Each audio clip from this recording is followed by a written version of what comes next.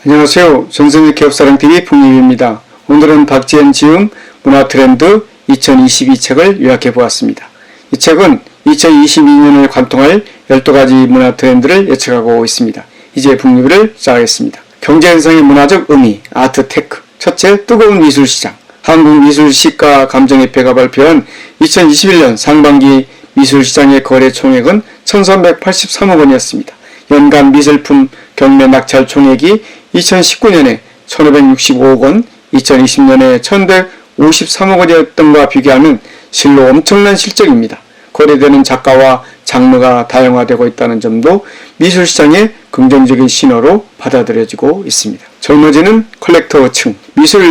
최근 미술품 구매 연령층이 점차 낮아지고 있는 것을 볼 수 있습니다. 옥션의 2021년 1사분기 경매에서는 전체 거래량 중 31%를 구매한 40대의 비중이 가장 높았고 30대가 26.7%로 뒤를 이었습니다. 셋째, NFT가 일으킨 광풍. NFT 기술이 등장하면서 수많은 그동안 수없이 만들어지고 유통된 디지털 콘텐츠에도 진본성을 부여할 수 있게 되었고, 이는 2021년 전 세계 미술시장을 뒤흔들고 있습니다. 갑작스러운 NFT 열풍에 편승하기 위해 지금 미술시장에서는 다양한 시도가 쏟아져 나오고 있습니다. 보복소비. 그동안 보복소비가 가장 특징적으로 나타나는 분야는 명품 시장이었습니다. 그런데 사람들이 명품으로만 스스로에게 보상한 것은 아니었습니다.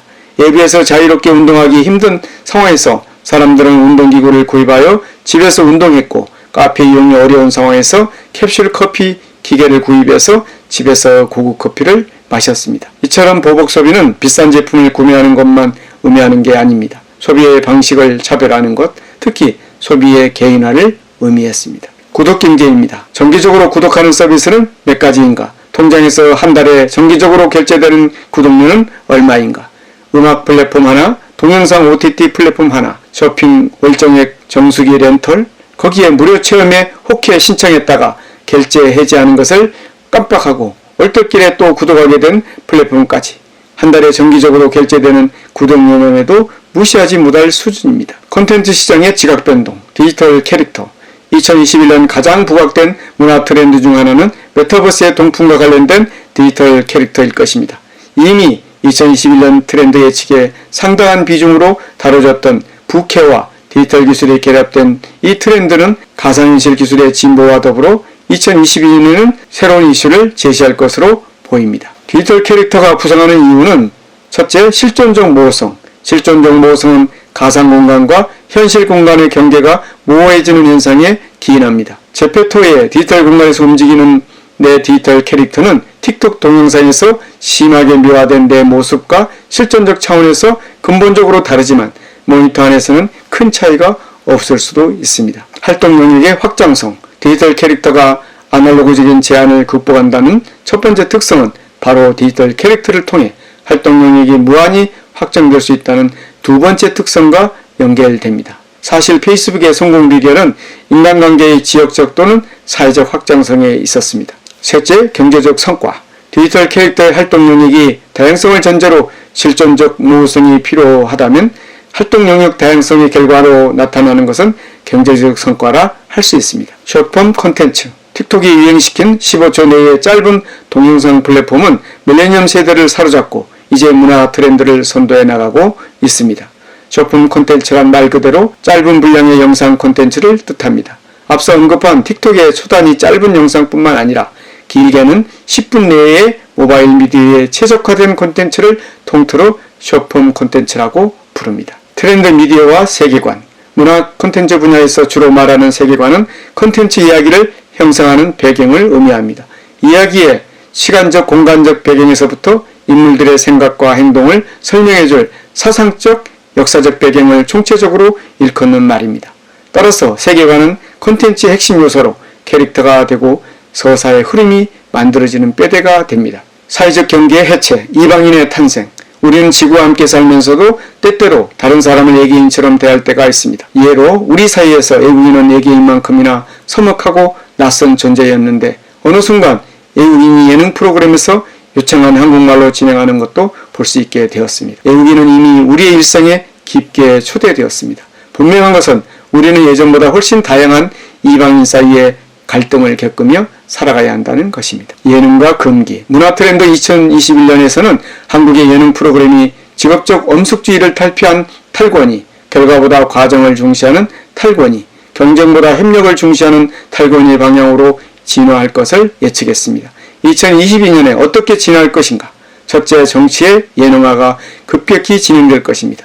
둘째, 음악의 예능화 역시 지속적으로 진행되면서 가수 및 기획자의 전문성에 도전하는 현상도 예상됩니다. 프로그램과 아마추어. 문화트렌드 2021에서는 우리는 정치인, 스포츠인, 예능인사의 경계가 모호해지고 예능의 영역에 파괴되는 현상에 대해 이야기했습니다. 그리고 이러한 현상은 더욱 확장되어 사회 전반적으로 프로와 아마추어 간의 경계가 무너지는 모습으로 관찰되고 있습니다.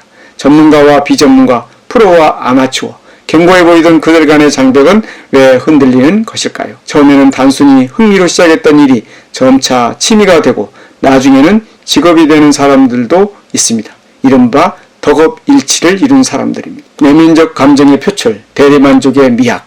2021년에 인기를 끌었던 프로그램으로 강철부대가 있습니다. 6개 특수부대의 전현직 대원이 경쟁을 벌여 최강의 특수부대를 선발하는 내용이었습니다. 이 프로그램은 다소 색다른 특성으로 주목을 받았습니다. 그것은 대리만족과 카타르시스였습니다.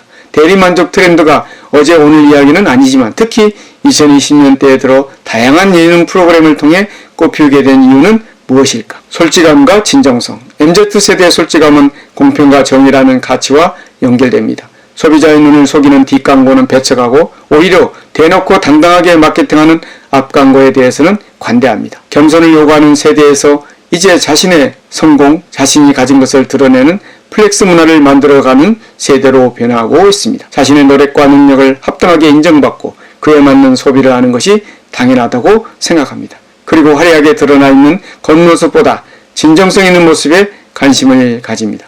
이러한 트렌드는 문화 콘텐츠 측면에서 다큐멘터리의 대중화에 영향을 미칠 것으로 보입니다. 사적 응징. 사적 응징은 우리 사회를 지배하는 사회문화적 분위기에 의해 발생했다고 볼 수 있습니다. 사회가 발전할수록 정의사회에 대한 기대 수준이 점점 높아집니다. 문제는 이러한 정치적, 경제적, 그리고 사회적 정의와 공정이 우리 사회에서 사람들이 보기에 기대만큼 잘 이루어지지 않을 수 있다는 것입니다. K컬처의 시대, 문화를 알아야 세상이 보입니다. 그런데 문화 트렌드를 파악하는 것은 마치 여러 지류를 가진 큰 강의 본류를 조망하는 것과 같습니다. 본류를 파악하면 왜 다양한 지류의 흐름이 만들어지는지 이해할 수 있고 궁극적으로 어떤 지류가 만들어지는지 예측할 수 있기 때문입니다. 오늘 전생의 기업사랑TV 북리뷰를 마치겠습니다. 감사합니다.